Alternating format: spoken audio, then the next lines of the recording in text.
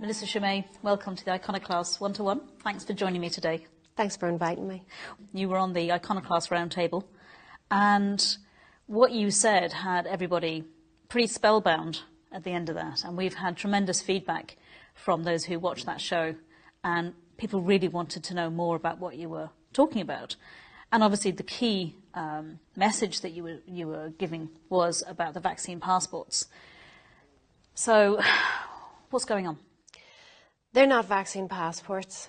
They are data passports. They are participation passports, but there's no medical reason behind these. If I had come to you 2 years ago and said, here's what the government want to do. They want to give everybody a chip. They want to put all your medical data and all your financial data onto that chip. That will be your complete ID, and they can control you or shut you out of society from that. Ideally, they'd like to put a quantum tattoo so that they can remotely medicate you. That sounds absolutely insane. That's the road that we are going down right now. This is about a financial reset because the fiat currency has failed, like every other one has before. And in order to keep the game going, they need a new financial system. This is why everybody, no exceptions, has to get one of these passports. This is why there's a drive to get absolutely everybody vaccinated. It's for the new system. So what's this all been about then in terms of, when they're calling it COVID and, they're saying it's to keep people safe, etc. So has it had nothing to do with that at all? Nobody seems to be asking why. If you ask somebody, if you stand outside one of these bars and say, why are you using this passport? Nobody has an answer for why. It's certainly not a medical decision. If it doesn't stop you from getting it, doesn't stop you from passing it on. That has been, the CDC have come out with that, Bill Gates have come out with that, Fauci has come out with that, Boris Johnson have come out, they've all come out and announced that. This clinical trial is nothing more than a treatment to reduce symptoms. At best, that's what it has the potential to do. So why would you need a passport to get into somewhere? You would think that would be linked to transmission, so that if taking part in this clinical trial stopped transmission, then there would be a logic behind that. But there's absolutely no data to support that. It's not about anything medical. This is an economic decision, not a medical decision. Why do they have to reset? Like what's been going on behind the scenes, or in the last? Well, I know we had a crash in 2008. Mm-hmm. So has it been since then? Is this what this is about? From 1971, we have been on a debt base. That's when the dollar came off. The dollar being the reserve currency came off, the gold standard. We entered into a debt-based economy. That has collapsed under its own weight. In 2019, September, there was a crisis in the repo market. It got more and more difficult. That could have been manipulated. There was liquidity pulled out, but that's a different story. So it's an interesting timing, though, isn't it? I mean, September 2019, and then the next thing we know. Yeah, you had the Bill Gates event 201 after that. This is a banking crisis. Every fiat currency in history, and there have been thousands, have returned to zero.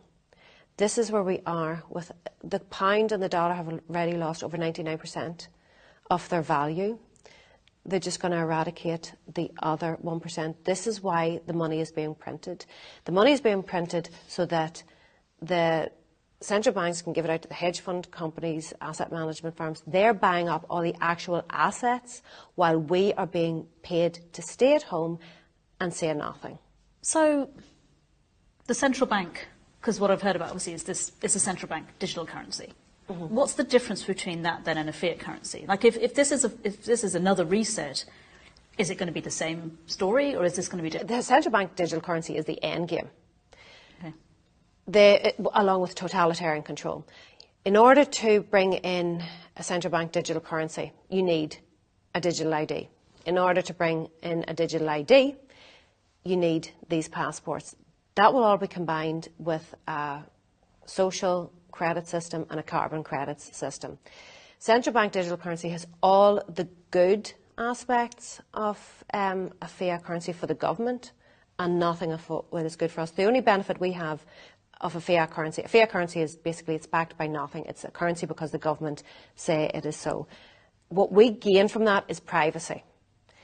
That's what we are going to lose when we move into a central bank digital currency, and they're going to have complete control over every aspect of our finances. They can dictate where in the economy that you can spend it. They can say that you can only spend it in essential goods or on rent. They can fine you at will. They have complete control over every aspect of your finances. Now, when you link that into a social credits concept, they can sanction you or reward you. This has already been trialled in, I think, a province in northern China, where you go from a AAA rating down to a D rating. AAA, you get preference for jobs, your children get preference for schooling. D, they can take your qualifications off you.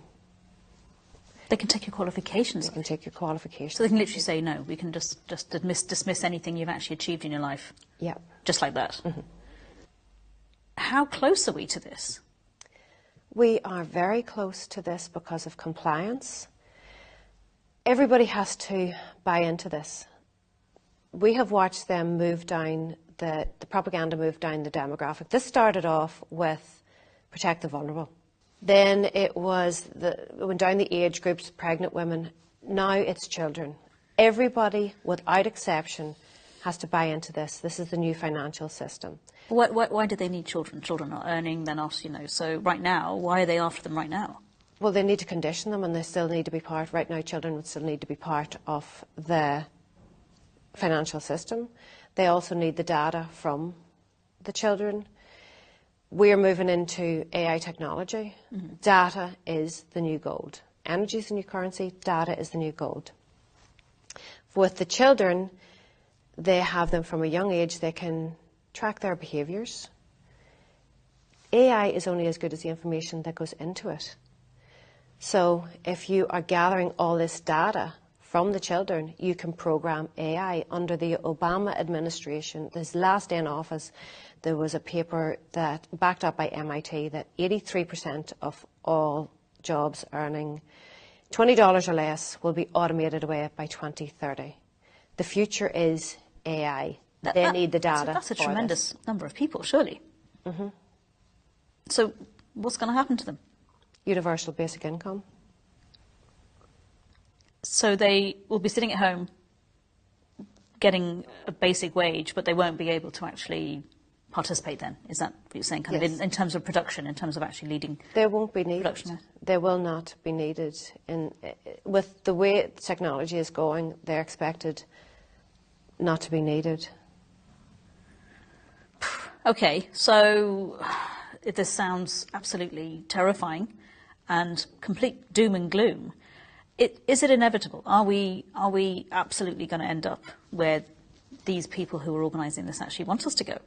If we continue to comply, yes. The target is small to medium businesses because they account for 60% of all jobs, and the target is the children. I don't know why anybody would let their child take part in this clinical trial. They're of virtually no risk. There's more risk of them drowning. Even if it was 100% safe and there was long-term data done, why would you let your child participate? There is a push right now, as I say, it's moved down the demographic. The push is now for children. I know in the north, it's only just the vaccination for children only just started. Already 25%, just over 25% of 12 to 15-year-olds have taken part. 56% of children aged 16 to 17 have taken part. They have to get them into the system. So in order for this new financial system, in order to participate in society right now, we have to have these passports. So how can they logically exclude children? How can children go to restaurants? And this is the coercion that they're going to use to get the children. The same coercion that they used for us. They're saying that if they want to go to discos, they're doing the exact same thing with children. They are going after the children right now. And I think for anybody who did take part, they were lied to about that it protected others. There is absolutely no... Well, and also that it was safe. I mean, Yeah, because there was no... Short-term studies They could maybe say that it was safe, but they were told that it would save others. It doesn't. It doesn't. It's a selfish act to take. It doesn't do anything for anybody else. So, if they were told from the beginning that you're not really, at best it's treatment to reduce symptoms. You're not covered for the first 2 weeks, but you're not really covered until you get the second one, and it wanes after 6 months. So you're actually only covered for 4 months. This is the information we know right now. Yeah. Why would you be getting your children it? If you know that at best it only protects you for 4 months, why would you be getting your children? It's simple. Let's be real, parents. It's so that your children can participate in society. That is the only reason that you are taking them in and getting them it. You're taking a risk so that your children could participate in society. We have to have these passports to participate in society. The next move is that we have to have a central bank digital currency wallet in order to participate in the financial society.